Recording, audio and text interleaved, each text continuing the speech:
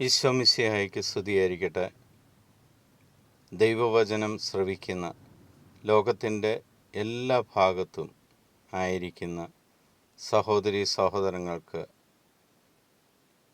ഇന്നത്തെ ദിവസം ഒരനുഗ്രഹമായി മാറട്ടെ എന്ന് പ്രാർത്ഥിക്കുന്നു.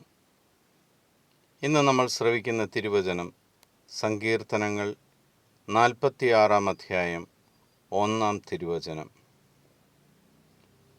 ദൈവമാണ് നമ്മുടെ അഭയവും ശക്തിയും.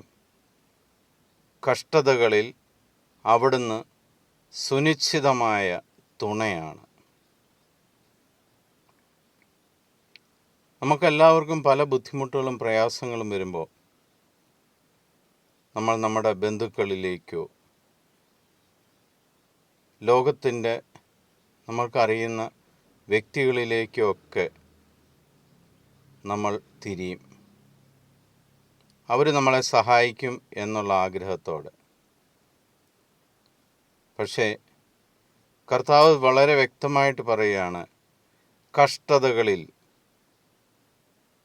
കർത്താവാണ് സുനിശ്ചിതമായ തുണയായിരിക്കുന്നവൻ.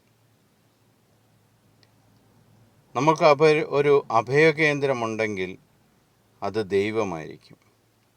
അവനായിരിക്കും നമ്മുടെ ശക്തിയും.